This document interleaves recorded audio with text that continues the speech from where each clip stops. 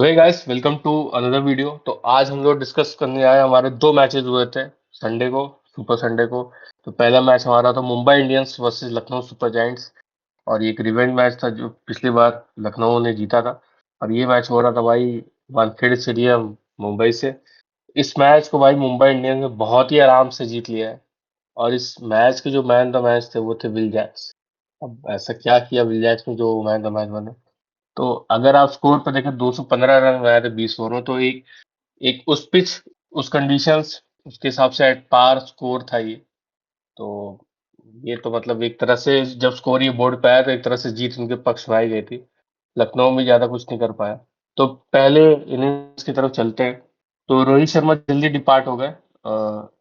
और यस, और फिर रायन निकल्टन और विल जैक्स ने एक वहां पे थोड़ी सी अच्छी पार्टनरशिप दिखाई थी। रायन निकल्टन बहुत अच्छे फॉर्म में दिखे, और 58 रन्स मारा भाई। फिर से 50 रन रायन निकल्टन ने मार दिया। विल जैक्स थोड़े स्लो साबित हुए, क्योंकि मतलब इनका थोड़ा IPL season with the bat उतना अच्छा नहीं जा रहा है। बट उनके आउट होते ही भाई सपोर्ट करने भाई कोई और नहीं, सूर्य कुमार यादव है। उसके बाद रायन निकल्टन भी जब चले गए, उसके बाद कोई एक अच्छी पार्टनरशिप नहीं दिखी वहां पे, क्योंकि वहां पे तिलक वर्मा, हार्दिक पांड्या भी चले गए। बट सूर्य कुमार यादव की तरफ से जो बैटिंग थी भाई, 54 रन जो उन्होंने मारे भाई, बहुत वैल्यूबल थे 28 बॉलों में। चार चौके और चार छक्के मारे। देन उसके बाद आते हैं नमनदीप और कॉर्विन बॉश। भाई लास्ट में जो एक लग रहा था कि हाँ सूर्य नहीं है, थोड़े रन्स कम पड़ गए हैं, पड़ सकते हैं, तो ये कमी इन दोनों में ने भाई पूरी एकदम कर दी। हाँ, तो 11 बॉल में भाई 25 रन बना के नॉट आउट रहे नमनदीप। और कॉर्बिन बॉश, उनका डेब्यू मैच था मुंबई इंडियंस तरफ से, उन्होंने भाई बहुत अच्छी बॉलिंग कराई। बाद में चलते हैं बैटिंग में, तो भाई बहुत ही बढ़िया कि 10 बॉल में 20 रन मारे। आप टेल से अब क्या ही एक्सपेक्ट करोगे? तो yes, that was very nice. And bowling की तरफ देखिए, कि बॉलिंग में तो 10 के नीचे कोई है ही नहीं भाई। मतलब सबको तोड़ा है, सबको बराबर तरीके से तोड़ा है। अब बात करते हैं मयंक यादव की। वापसी हुई थी इस मैच में, शार्दुल ठाकुर की जगह टीम में मयंक यादव इंक्लूड किए गए थे। तो 4 ओवर में 40 रन देके 2 विकेट उन्होंने लिया, और 2 विकेट आविश खान के भी कोटे में भी आए। तो बॉलिंग तो सबकी ऐसी ही रही। बॉलिंग तो मतलब सब में, ऐसा कोई रहा नहीं कि किसी एक बॉलर ने 7-8 के इकोनॉमी से बॉलिंग कराई और किसी एक ने कोई एक्सीड किया। सबके एक बराबर जैसे थे। तो तो गोकू, आप इसमें कुछ ऐड करना चाहेंगे आप इसमें? और हाँ, इसमें मैं एक दो पॉइंट और ऐड करना चाहूंगा इनके फर्स्ट इनिंग्स में। ठीक। पहला तो ये कि ये रोहित शर्मा हो गए थे जल्दी आउट। ठीक है, रोहित शर्मा लगा कि दो छक्के मारे, उसके बाद मतलब स्लो बॉल पे फंस गए रोहित शर्मा। ठीक है। उसके अलावा मतलब विल जैक्स भी थोड़ी उनकी चिकी चिकी सी पारी थी, मैं बहुत जिसको बोलते हैं तेज नहीं भाग रहे थे। रायन डिकल्टन तेज भाग रहे थे एक्चुअली में। विल जैक्स से चिकी चिकी सी पारी थी, बट एक जो मुंबई के साथ ही हमेशा रहा है पिछले 4-5 मैचों में लगातार, क्योंकि सूर्या की एक और छुट्टी हुई है। ठीक, आई थिंक वो पिछले 2-3 मैच से लगातार रन बना रहे हैं सूर्य कुमार यादव। आई थिंक 2-3 क्या उससे पहले से। जो मिडिल ओवर्स में जो कई बार होता है ना कि आदमी का एक पेस धीमे हो गई, इनिंग्स की पेस धीमे हो गई, ठीक। सूर्य कुमार यादव मिडिल ओवर्स में पेस को धीमे नहीं होने देते। ये मुंबई के साथ एक बहुत बड़ा एडवांटेज है।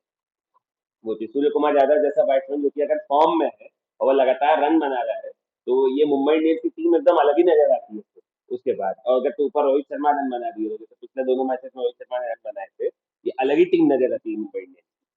तो मतलब ठीक है, मिडिल ओवर्स में पेस नहीं कम होने दिया सूर्य कुमार यादव ने। बाकी लास्ट का तो कैमियोज आपने बता ही दिए। बॉलिंग में मैं एक बात बोलना चाहूंगा, बॉलिंग से ज्यादा कैप्टेंसी की थी। कि मुझे ऐसा लग रहा था कि ऋषभ पंत की जो कैप्टेंसी, मतलब बॉलिंग चेंजेस थे, वो बहुत प्रॉपर नहीं थे एट टाइम्स। मयंक यादव का आपने 16वें ओवर में ही पंच 4 ओवर का कोटा पूरा करवा दिया। ठीक। दिग्वेश राठी से आप 19वें ओवर में करवा रहे हैं, वहां उनको रन पड़ गए दिग्वेश राठी को 19वें ओवर में। ठीक, एक एक विकेट सारे बॉलर्स को मिले, बट आप सही से बॉलर का रोटेशन नहीं किया था, मुझे लग रहा है ऋषभ पंत ने।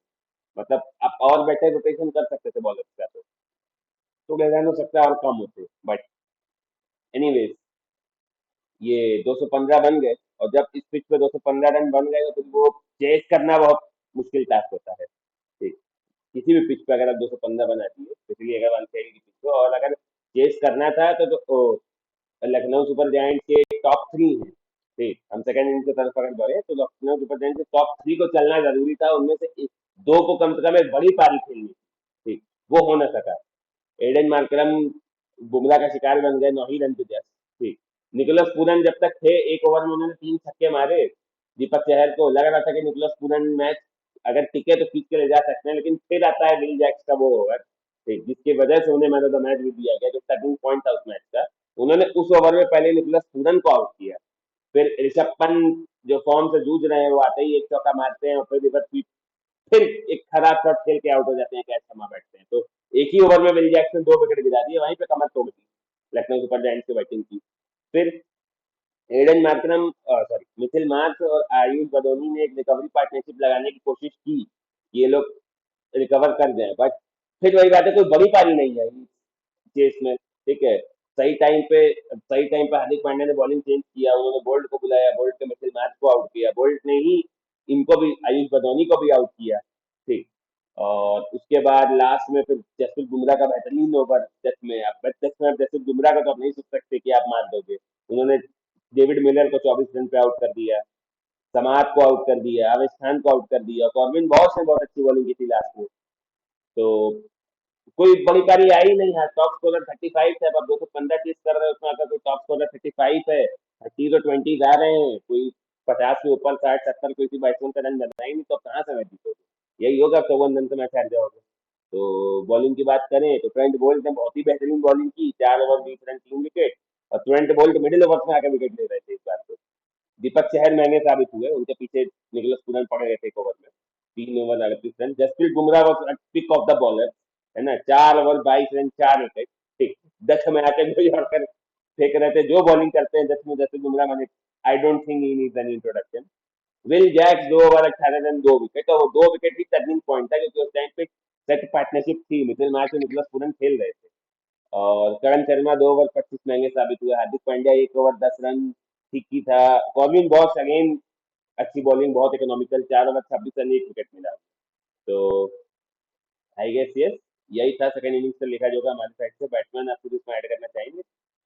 इसमें मैं एक चीज ऐड करता हूँ, जैसे आपने विल जैक्स की, भाई विल जैक्स बॉलिंग से परफॉर्मेंस अपनी दे रहे हैं, जो कि पहले आरसीबी से जो कि नहीं दे रहे थे वो, मतलब जब पिछले साल जब आरसीबी में थे तो काफी बढ़िया तरीके से यूज किया जा रहा है विल जैक्स को। और इस मैच के दौरान सूर्य कुमार यादव को भाई ऑरेंज कैप मिल गई थी, और मतलब रेस चल रही है, पर अगले मैच में कुछ और हो गया। तो खैर हम लोग अब आई थिंक इस वीडियो को इसी के साथ एंड करते हैं।